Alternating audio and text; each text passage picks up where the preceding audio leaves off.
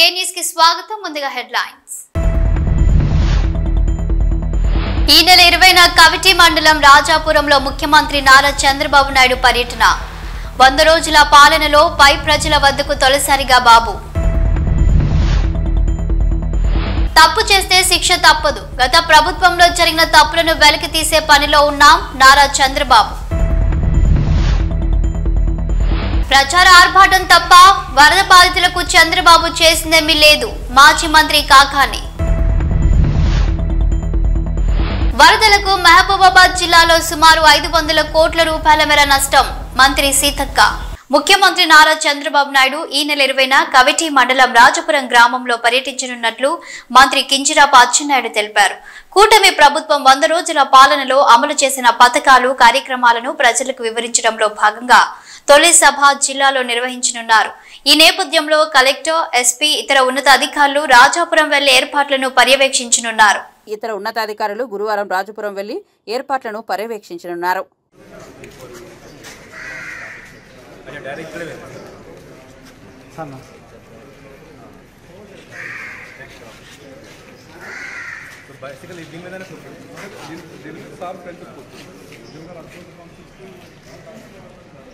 విజయవాడ పిఠాపురం విపత్తులకు సంబంధించి చంద్రబాబు దారుణంగా వైఫల్యం చెందాడని విమర్శించారు మాజీ మంత్రి కాకాని గోవర్ధన్ రెడ్డి. ఎక్కడైతే వరద ప్రభావిత ప్రాంతాలు ఉన్నాయో అక్కడ ఇబ్బంది పడే ప్రజలను కనీసం పట్టించుకోకుండా ఎక్కడో ఒక చోట కాన్వాయ్లో వెళ్లి ఏదో చేస్తున్నానే భ్రమ ఇతర ప్రాంతాల్లో కల్పించడం తప్ప చంద్రబాబు చేసిందేమీ లేదని అన్నారు. ఎవరైనా ఈ 100 రోజుల్లో చంద్రబాబు నాయుడు అభివృద్ధి, సంక్షేమం అందించాడు అని చెప్పగలరా అని ప్రశ్నించారు. చంద్రబాబు, నీకు సిగ్గులేదు కాబట్టి బుక్లెట్ ప్రచురించి గొప్పలు చెప్పుకుంటున్నావని విమర్శించారు గోవర్ధన్ రెడ్డి. విజయవాడ పిఠాపురానికి సంబంధించినటువంటి విపత్తుకు సంబంధించి వస్తే చంద్రబాబు నాయుడు అనుభవం ఎంత దారుణంగా ఫెయిల్ అయ్యాడు, ఎంత ఘోరంగా చంద్రబాబు నాయుడు పరిస్థితి తయారైంది అనేటువంటిది ప్రత్యేకంగా చెప్పాల్సినటువంటి పని లేదు. ఫ్లడ్ మేనేజ్మెంట్ లో చంద్రబాబు నాయుడు పూర్తి స్థాయిలో వైఫల్యం చెందాడని చెప్పడానికి ప్రజలే ప్రత్యక్షమైనటువంటి ఉదాహరణ. వాళ్ళు మాట్లాడుతున్నటువంటి వాయిసే ఈరోజు స్పష్టంగా చంద్రబాబు ఈ ప్రభుత్వంలో మేము అన్ని విధాలా ఇబ్బందులు పడ్డామని చెప్పి పదే పదే మాట్లాడేటువంటి పరిస్థితి. 3,50,000 మంది విజయవాడకు సంబంధించి వరద తాకిడికి ఇబ్బంది పడితే సహాయ కార్యక్రమాలు ఎంత దారుణంగా చంద్రబాబు నాయుడు చేపట్టాడనేటువంటిది మనం చూసాం. ఎక్కడో దగ్గర రోజుకు ఒక కాన్వాయ్లో వెళ్లడం, గంటల కొద్ది సమీక్షలు, సమావేశాలతో కాలయాపన చేయడం, ఏదో చేస్తున్నాననేటువంటి భ్రమ ఇతర ప్రాంతాలకు కల్పించడం తప్ప వాస్తవానికి ఎక్కడైతే వరద ప్రభావిత ప్రాంతాలు ఉన్నాయో అక్కడ ఎవరైతే ప్రజలు ఇబ్బందులు పడ్డారో వాళ్ళ గురించి పట్టించుకున్నటువంటి దాఖలాలు లేవు.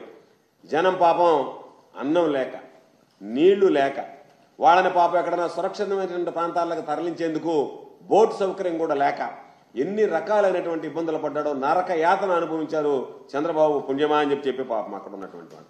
నువ్వు రాత్రి దాకా కూర్చోవడం, రాత్రి పొద్దుపోయాక ప్రెస్ మీట్లు పెట్టడం, కాకి లెక్కలు కట్టడం, నీ వ్యవహార శైలి ఏ విధంగా తయారైందంటే నీ ఇళ్లు మునిగిపోతే నువ్వు కలెక్టరేట్లో బస్సులో పడుకొని నేను ఇంటికి నీకు పోవడానికి దారి లేక, ఇంట్లో ఉండలేక, నేను కలెక్టరేట్ను వదిలి వెళ్ళిపోవాలి అని అంటే మీ అన్ని పనులు అయిపోయిన దాకా వరదలు తగ్గిన దాకా ఉంటానని చెప్పి ఇంటిలో వరద తగ్గిన దాకా బస్సులో పడుకొని దానికి కూడా కలరింగ్ ఇచ్చినటువంటి నీచమైనటువంటి చరిత్ర చంద్రబాబుది అని చెప్పి చెప్పుకోవాల్సినటువంటి పరిస్థితి. ఈరోజు అదేవిధంగా వరద ఈరోజు పిఠాపురం కానీ ఏలేరులో వరద ప్రాంతాలు కానీ నువ్వేదో హంగు ఆర్భాటంతో పోవడం తప్ప వాస్తవానికి నువ్వు వెళ్ళిన తర్వాత అక్కడ ప్రజలకు చేసినటువంటి మేలు, వనగూరినటువంటి లబ్ధి ఏదన్నా ఉంది అంటే అది శూన్యం.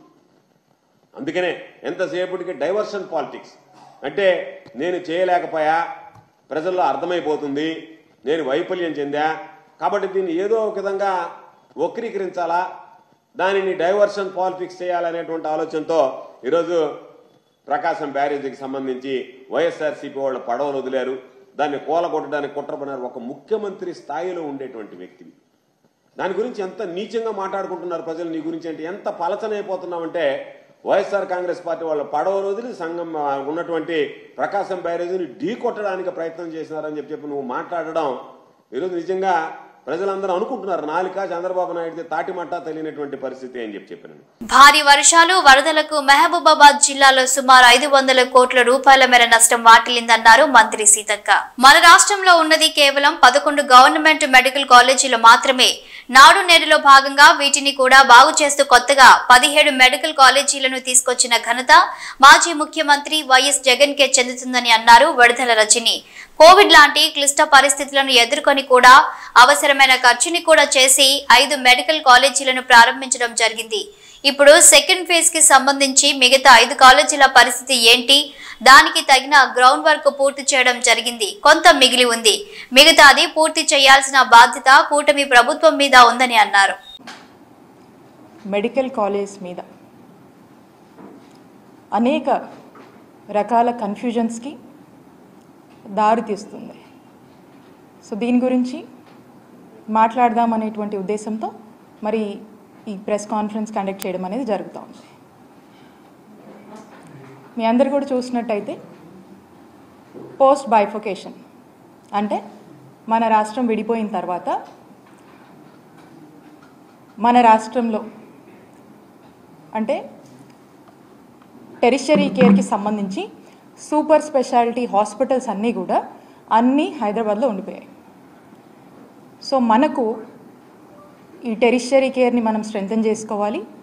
ఈ సూపర్ స్పెషాలిటీ హాస్పిటల్స్ అన్నిటినీ కూడా మనము మన రాష్ట్ర ప్రజలకు సంబంధించి వారికి కావాల్సినటువంటి వైద్య సేవలన్నీ కూడా మన రాష్ట్రంలోనే అందాలి అనేటువంటి ఒక గొప్ప ఆలోచన. మన వాళ్ళందరికీ కావాల్సినటువంటి హెల్త్ కేర్ సర్వీసెస్, ట్రీట్మెంట్స్ అన్నీ కూడా మనమే ఎక్విప్ కావాలి భవిష్యత్ కాలంలో అనేటువంటి ఒక ఆలోచన ఆనాటి ముఖ్యమంత్రి అయినటువంటి జగన్మోహన్ రెడ్డి గారు ఒక గొప్ప ఆలోచనతో, ఒక దూరదృష్టితో ప్రజల ఆరోగ్యం పట్ల వారికి ఉన్నటువంటి చిత్తశుద్ధితో గొప్ప ఆలోచన చేసి ఈ రాష్ట్రానికి 17 గవర్నమెంట్ మెడికల్ కాలేజ్ తీసుకురావాలి అనేటువంటి ఒక గొప్ప ఆలోచనకు శ్రీకారం చుట్టడం జరిగింది. ఈ మెడికల్ కాలేజ్ రావటం వల్ల పేద ప్రజలకు మెరుగైన ఆరోగ్యం, నాణ్యమైన ఆరోగ్య సేవలు, ఉచితమైన ఆరోగ్యం మన రాష్ట్రంలో ఇవ్వచ్చు అనేటువంటి ఆలోచనకు మరి జగన్మోహన్ రెడ్డి గారు అడుగులు వేయటం జరిగింది. ఈ నెల 22న కర్నూలులో జరుగు ఆంధ్రప్రదేశ్ బోయ వాల్మీకి సంఘం సభను జయప్రదం చేయండి. సురేష్ నాయుడు వాల్మీకి బోయల ఎస్టీ అంశం పైన రాష్ట్ర స్థాయి చర్చ సమావేశం ఈ నెల 22న కర్నూలు నగరంలోని జిల్లా పరిషత్ హాల్ నందు జరుగుతుందని తెలిపారు. ఈ సమావేశానికి వాల్మీకి బోయ లలిత తరలి వచ్చి జయప్రదం చేయాలని కోరుతూ Valmiki professional president Suresh Naidu media ద్వారా తెలిపారు. ఆయన డోన్ పట్టణంలోని వాల్మీకి విగ్రహానికి పూలమాలలు వేసి పట్టణంలో గల వాల్మీకులకు ఆహ్వాన కరపత్రాలను అందజేశారు. ఈ కార్యక్రమంలో వాల్మీకులు శ్రీరాములు, టీ స్టాల్ ఎర్రస్వామి, శివ, విజయ్ ఇతర వాల్మీకులు పాల్గొన్నారు.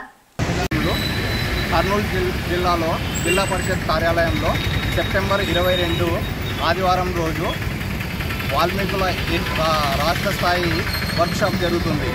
కావున వాల్మీకి సోదరులందరూ ప్రొఫెషనల్స్, సామాన్య ప్రజలు అందరూ పాల్గొని విజయవంతం చేయండి. నేను సురేష్, ఆంధ్రప్రదేశ్ వాల్మీకి బోయ సంఘం ప్రొఫెషనల్ వింగ్ ప్రెసిడెంట్, ఉమ్మడి కర్నూలు జిల్లా. సో రాజకీయ నాయకులు సంబంధం లేకుండా సామాన్య ప్రజల నుంచి దీని గురించి ఆలోచించి ప్రతి ఒక్కరూ దీంట్లో పాల్గొని విజయవంతం చేయాల్సిందిగా కోరుచున్నాం. జై వాల్మీకి, జై వాల్మీకి, వాల్మీకుల ఐక్యత, వాల్మీకుల ఐక్యత.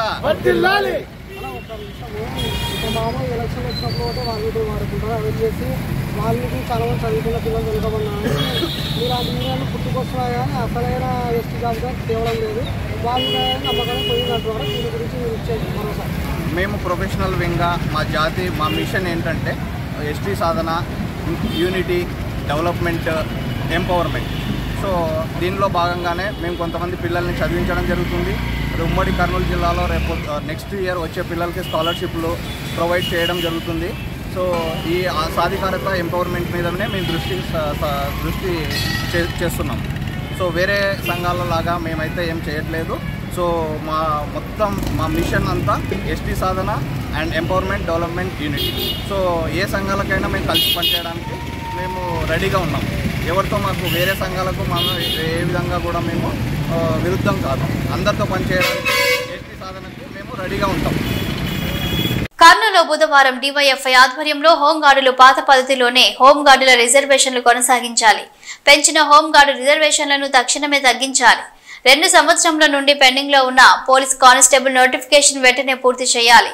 సుప్రీం కోర్టులో వేసిన హోంగార్డు రిజర్వేషన్ కు సంబంధించిన కేసును తక్షణమే పరిష్కరించాలని ఆందోళన చేస్తూ ర్యాలీ నిర్వహించి కలెక్టరేట్ దగ్గర మోకాలపై కూర్చొని నినాదం చేశారు.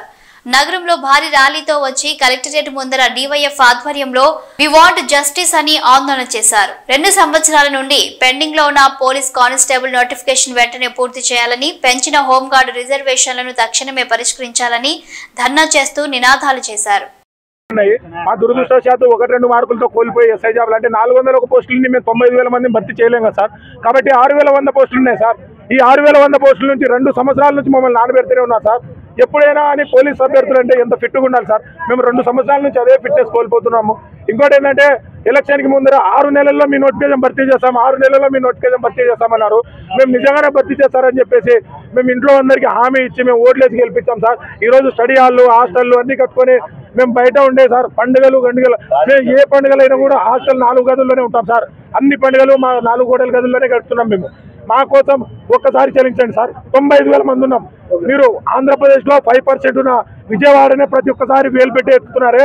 95,000 మంది 2 సంవత్సరాల నుంచి అడుక్కట్టున్నాం సార్. మా గురించి ఎందుకు పట్టించుకోకుండా సార్? మేము నిరుద్యోగులం కాదా? మేము ఆంధ్రప్రదేశ్ రాష్ట్ర అభ్యర్థులం కాదా అని మేము ఒకసారి అడుగుతున్నాం సార్. ఒకసారి అడగండి. నిరుద్యోగులకు ఆంధ్రప్రదేశ్లో టీఎస్సీ వాళ్ళు మాత్రమే నిరుద్యోగులు ఉన్నారా? మొదటి సంతకం వాళ్ళ పైన పెడితే మేము పోలీసు అభ్యర్థులు అర్హత సార్. ఎందుకు సార్ మా పైన అంత వివక్షత?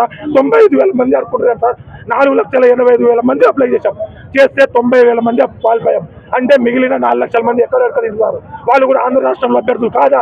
వాళ్ళకి ఎందుకు మీరు నిరుద్యోగ వృత్తి వేయట్లేదు? నిరుద్యోగ వృత్తి కాదు, ఇంకో 20,000 పోస్టులు ఖాళీగా ఉన్నాయని ఇది భర్తీ చేస్తే కదా అది మళ్ళీ వదిలేదు. ఇది కానప్పుడు అదెందుకు వదులుతారు సార్? మీకు తెలియదా? ఇంకో 2 నెలల్లో జాబ్ క్యాలెండర్ అంటున్నారు. ఇది లేనిది ఆ జాబ్ క్యాలెండర్ మా పోలీస్ అభ్యర్థులు ఎట్లుంటుంది సార్? నిన్న గణేష్ నిమజ్జనప్పుడు సార్ ఉదయం 11 గంటల వరకు మా పోలీస్ శాఖ వాళ్ళందరూ చేస్తున్నారు. మమ్మల్ని కూడా భర్తీ చేస్తే మేము పని చేసి డబ్బు తీసుకుంటా అంటున్నాం సార్. మేము ఉద్యోగం తీసుకోము. మాకు నిరుద్యోగ వృత్తి కూడా వద్దు. మాకు ఉద్యోగాలు కల్పించండి. మేము పని చేసి మా కుటుంబాన్ని పోషిస్తాం సార్. మా ఇంట్లోకి పత్రాలు కూడా వద్దు. మాకు ఉపాధి ఉద్యోగం కల్పించండి. నా పేరు డి బాబు నాయక్ సార్. నేను Kurnool, Andhra Pradesh. AP constable police notification 6,100 పోస్టులకు ఇచ్చారు. గత ప్రభుత్వం ఈ నోటిఫికేషన్ ఇచ్చి 2 సంవత్సరాలైంది. హోంగార్డుల రిజర్వేషన్లను 15 సివిల్లోన 8 నుంచి 15%, ఏపీ ఎస్పీలోన 15 నుంచి 20% పెంచడం ద్వారా ఒకవైపు గవర్నమెంటే పెంచుతూ మరి జీవో ఇచ్చేసింది నోటిఫికేషన్. మరి అదే రెండో వైపు మరి ఏపీ పోలీస్ బోర్డే మళ్ళీ వెళ్ళి మాకు ఇది రిజర్వేషన్లు ఎక్కువయ్యాయని చెప్పేసి కోర్టులో కేసు వేసింది. అంటే 2 డ్రామాలు రాష్ట్ర ప్రభుత్వమే ఆడి ఉద్దేశపూర్వకంగా హోంగార్డులకు అభ్యర్థులకు మధ్య గొడవ సృష్టిస్తుంది. కాబట్టి వెంటనే రాష్ట్ర ప్రభుత్వం ఈ కేసు హియరింగ్ని తొందరగా పూర్తి చేసి నోటిఫికేషన్ని పూర్తి చేయాలని చెప్పేసి కోరుకుంటున్నాం. ప్రధానంగా లోకేష్ గారు నిరుద్యోగులకు ఇచ్చిన హామీ ప్రకారం 6 నెలల్లో ఈ ప్రక్రియను పూర్తి చేయాలి. అంటే వెంటనే కేసు మూసేసి పాత పద్ధతిలో రిజర్వేషన్లను కొనసాగించి మొత్తం వెంటనే ఫిజికల్ ఈవెంట్స్, మైన్స్ కండక్ట్ చేయాలని చెప్పేసి డిమాండ్ చేస్తున్నాం. లేని పక్షంలో చాలా తీవ్రంగా ఈ ఆందోళన తీవ్రతరమవుతాయి. మినిస్టర్లు ఇప్పటిదాకా నిన్నటిదాకా మా అభ్యర్థులు వాట్సాప్లో, ఫేస్బుక్లో ఆందోళన చేస్తామంటే ఆందోళన చేస్తే కేసులు పెడతామని చెప్పేసి బెదిరిస్తున్నారు. మరి ఒకవైపు నిర్బంధానికి వ్యతిరేకంగా ఉంటుంది మా ప్రభుత్వాన్ని పైన ప్రకటన చేస్తున్నటువంటి వీళ్ళు నిన్న మేము పోలీస్ పర్మిషన్కి వెళ్తే కూడా నిర్బంధించి మేము మీకు పర్మిషన్ ఇవ్వము, చేస్తే కేసులు పెడతామని చెప్పేసి బెదిరిస్తున్నారు. కాబట్టి బెదిరింపులు మానేసి నోటిఫికేషన్ వెంటనే పూర్తి చేయాలని చెప్పేసి డివైఎఫ్ఐగా డిమాండ్ చేస్తున్నాం. లేకపోతే మాత్రం ఆందోళన రాష్ట్ర వ్యాప్తంగా 95,208 మందిని ఈ ఆందోళన దించుతాం. రాష్ట్ర ప్రభుత్వాన్ని, రాష్ట్ర మంత్రుల్ని ఎక్కడ బయట తిరగకుండా అడ్డుకుంటామని చెప్పేసి ఈ సందర్భంగా హెచ్చరిస్తున్నారు. నగేశు, డివైఎఫ్ఐ జిల్లా కార్యదర్శి, కర్నూలు. డోన్ ఎమ్మెల్యే కోట్ల జయ సూర్యప్రకాష్ రెడ్డి పుట్టినరోజు సందర్భంగా డోన్ తెలుగుదేశం పార్టీ కార్యాలయం నందు తెలుగుదేశం పార్టీ నాయకులు, కార్యకర్తలు ఆయన పుట్టినరోజు కేక్ ను కట్ చేసి స్వీట్లు పంచుకున్నారు. కోట్ల అభిమానాన్ని చాటుకున్నారు. అనంతరం మెగా రక్తదాన శిబిరాన్ని ఏర్పాటు చేసి అన్నదాన కార్యక్రమాన్ని చేశారు. ఈ సందర్భంగా నాయకులు మాట్లాడుతూ మా ఎమ్మెల్యే కోట్ల జయసూర్యప్రకాష్ రెడ్డి పుట్టినరోజు సందర్భంగా మెగా రక్తదాన శిబిరాన్ని అన్నదాన కార్యక్రమాన్ని చేయడం జరిగిందన్నారు.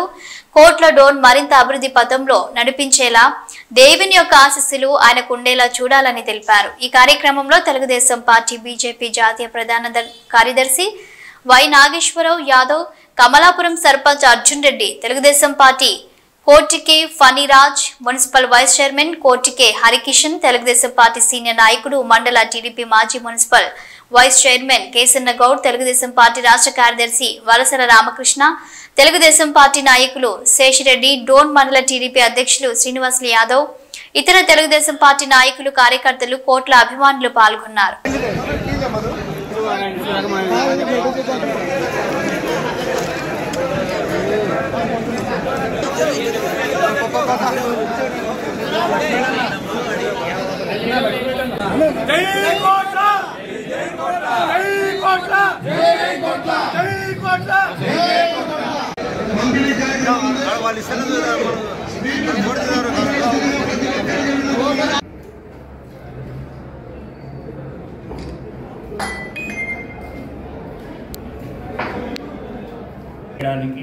మరి అట్లాగే ఏదైతే ఉచిత ఇసుక పథకాన్ని కూడా ప్రవేశపెట్టడం జరిగింది.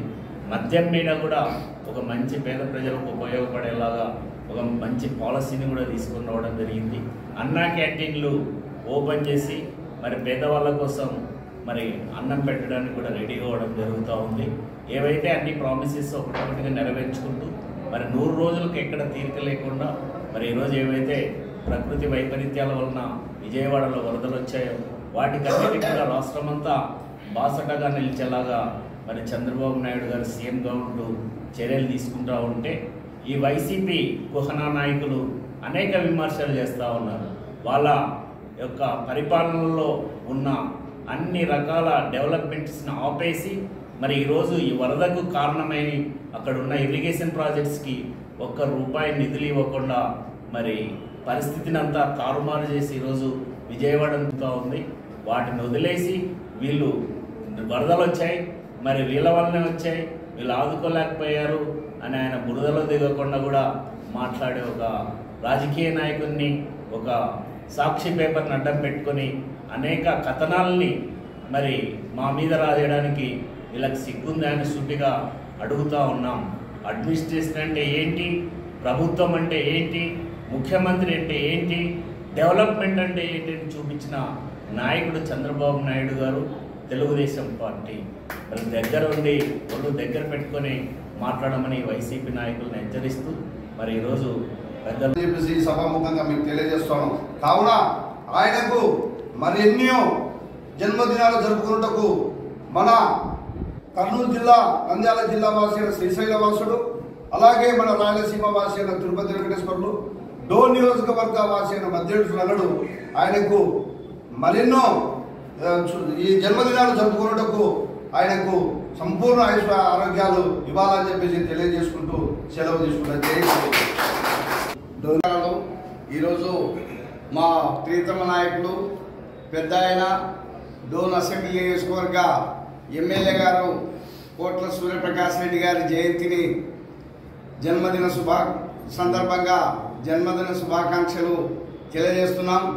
మరి ఈరోజు నియోజకవర్గం అంతా కూడా డోన్ నియోజకవర్గం అంతా కూడా పెద్ద ఎత్తున ప్రజలు, తెలుగుదేశం పార్టీ కార్యకర్తలు, కోట్ల అభిమానులు, కేఈ అభిమానులు అందరూ కూడా చాలా పెద్ద ఎత్తున జన్మదిన శుభాకాంక్షలు తెలియజేయడం జరిగింది. అనేక కార్యక్రమాలు ఈ సందర్భంగా ప్రజలకు సంబంధించిన కార్యక్రమాలు కూడా చేయడం జరిగింది. మరి హాస్పిటల్లో బ్లడ్ పంపిణీ కార్యక్రమం రోగులకు, అదేవిధంగా పండ్లు పంచడం జరిగింది. లేదంటే మరి వృద్ధులకు దుప్పట్ల పంపిణీ కార్యక్రమం చేయడం జరిగింది. అన్నదాన కార్యక్రమం చేయడం జరిగింది. దాంతోపాటుగానే మరి ప్రాణాన్ని నిలబెట్టే రక్తదాన కార్యక్రమాన్ని కూడా ఈరోజు డోను పార్టీ ఆఫీసులో పెద్ద ఎత్తున తెలుగుదేశం పార్టీ కార్యకర్తలు, యువ కార్యకర్తలు చేయడం జరిగింది. దాదాపు 100 మంది రక్తదానం కూడా చేయడం జరిగింది. మరి ఇది నిజంగా డోన్ నియోజకవర్గ ప్రజల అదృష్టం.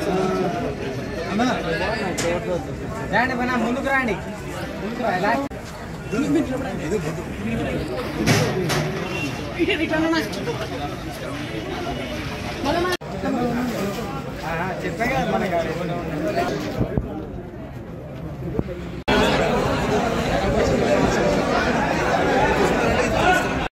కమిషన్ చైర్పర్సన్ ని కలిసిన జానీ మాస్టర్ బాధితురాలు. జానీ మాస్టర్ పై మహిళా కమిషన్ కి ఫిర్యాదు చేసిన మహిళా కొరియోగ్రాఫర్ మహిళా సంఘాలతో కలిసి మహిళా చైర్పర్సన్ ని కలిసిన కొరియోగ్రాఫర్. గవర్నమెంట్ సీఎం గారు మహిళలకు రక్షణ అనేది తప్పకుండా తెలంగాణలో ఉండాలి అనే ఒక ముఖ్య ఉద్దేశంతో ముందుకు వెళ్తున్నారు. సో అలాంటి తరుణంలో గవర్నమెంట్ ఎంత సీరియస్నెస్ ఉందో మనందరికీ ప్రజలకు కూడా అంత సీరియస్నెస్ ఉన్నప్పుడే ఇది సాధ్యమవుతుందనేటువంటి విషయం మనందరం గమనించాలి. ఇవాళ అమ్మాయి పేరు కూడా చెప్పాను, బట్ కొరియోగ్రాఫర్గా ఎదగాలని చెప్పి తన 16వ ఏట నుండే ఫిల్మ్ ఇండస్ట్రీలో పనిచేస్తూ ఉంటుంటే మాస్టర్ అనేటువంటి వ్యక్తి తనకు ఎలాగూ దాంట్లో హోల్డ్ ఉందని ఒక అమ్మాయిని ఒక 6 సంవత్సరాల నుండి ఇబ్బంది పెడుతుంటే, ఇంకా ముందేమో 16 సంవత్సరాలు చిన్నమ్మాయి, నేను బయటకు వచ్చి చెప్తే మళ్ళీ ఎక్కడ మా పేరెంట్స్ అసలు నీకు ఈ ప్యాషన్ వద్దు, అసలు ఈ ఇండస్ట్రీ వద్దు అని తీసుకెళ్ళిపోతారా, లేదంటే బంధువులు తెలిసిన వాళ్ళు ఏ రకమైనటువంటి మాటలు అంటారంటే నానా రకాల భయాలు ఉండే. అంత చిన్న అమ్మాయికి ఏం అర్థం అవుతుంది ఏం చేయాలి అనేది. సో ఇంకా భరించి ఇంకా అసలు తట్టుకునేటువంటి పరిస్థితి లేనప్పుడు బయటకు వచ్చి వాళ్ళ ఛాంబర్ని వెళ్ళి కలవడం జరిగింది. పోలీస్ డిపార్ట్మెంట్కి వెళ్ళి ఎఫ్ఐఆర్ రాయడం జరిగింది. ఆ తర్వాత ఉమెన్ కమిషన్ దగ్గరకు వచ్చి ఉమెన్ కమిషన్ పైన నాకు ఎంతో నమ్మకం ఉంది, తప్పకుండా మీరు న్యాయం చేస్తారు అనేటువంటి ఆలోచనతో మిమ్మల్ని నేను అప్రోచ్ అయ్యాను అన్నప్పుడు, ఎలాగూ మేము 2 months నుండి దీనిపైన పనిచేస్తున్నాము కాబట్టి తప్పకుండా పాష్ యాక్ట్ అనేది ఈ రాష్ట్రంలో ఉంది. మహిళల పట్ల ఎవరు అసభ్యంగా ప్రవర్తించినా ఇబ్బంది పెట్టినా తప్పకుండా కమిషన్ వాళ్లకు అండగా నిలబడుతుంది. వాళ్ళ నుండి మేమున్నాము అనే ఒక భరోసా, ఒక ధీమా ఇవ్వడానికి బయటకు రావడం జరిగింది. మహిళలు మీరు ఏ ప్రొఫెషన్లో ఉన్నా, ఏ ఆఫీస్లో పనిచేస్తున్నా, ఎక్కడ పనిచేస్తున్నా సరే, ఇక మీదట మీకు ఎవరు ఇబ్బంది చెప్తే బయటకు అనేటువంటి భయము జంకు లేకుండా ఎలాంటి ఇష్యూ ఉన్నా సరే తప్పకుండా మహిళా కమిషన్కి మీరు రావచ్చు. ఇది మీ ఆఫీసు, మీకోసం పనిచేస్తున్నాము, మీకు ప్రొటెక్షన్ ఇస్తాము. తెలంగాణ రాష్ట్రంలో ఇవాళ ఈ ప్రభుత్వం మీకోసం పనిచేయడానికి ఉంది అనేటువంటి ఒక భరోసా ఇవ్వడం కోసము ఈ అమ్మాయి ఇష్యూ కూడా సీరియస్గా టేకప్ చేస్తాము. పోలీస్ ప్రొటెక్షన్ కల్పించాల్సిందిగా కూడా ఇప్పుడే ఆర్డర్స్ కూడా మేము వాళ్లకు ఇష్యూ చేస్తాము. ఎందుకంటే ఎలాంటి ప్రొటెక్షన్ లేకుండా ఉంది. పలుకుబడి ఉన్నటువంటి వ్యక్తులతో ఎప్పుడైతే ఢీకొంటారో చాలా రకాల భయాలు ఉంటాయి, మనందరికీ తెలిసినటువంటి విషయం. వాళ్లకు ప్రొటెక్షన్ ఇవ్వాల్సినటువంటి బాధ్యత మన పైన ఉంది. దాని గురించి మీడియా మిత్రులకు కూడా చెప్తున్నాను. మీడియాలో కూడా పనిచేసేటువంటి అమ్మాయిలు చాలామంది ఉంటారు. నేను గతంలో నా దగ్గరికి ఆ ఇష్యూస్ కూడా కొన్ని వచ్చిండే. కాబట్టి ఆ వర్క్ ప్లేస్ ఏదైనా కానివ్వండి, ఒక స్వేచ్ఛాయుతమైనటువంటి వాతావరణంని కల్పించి వాళ్లను మనతో సమానంగా పనిచేసేటువంటి పరిస్థితులను కల్పిద్దామనేటువంటి విషయం మీ అందరికీ తెలియజేస్తాము. ఇవి బులెటిన్ అప్డేట్స్. Keep watching.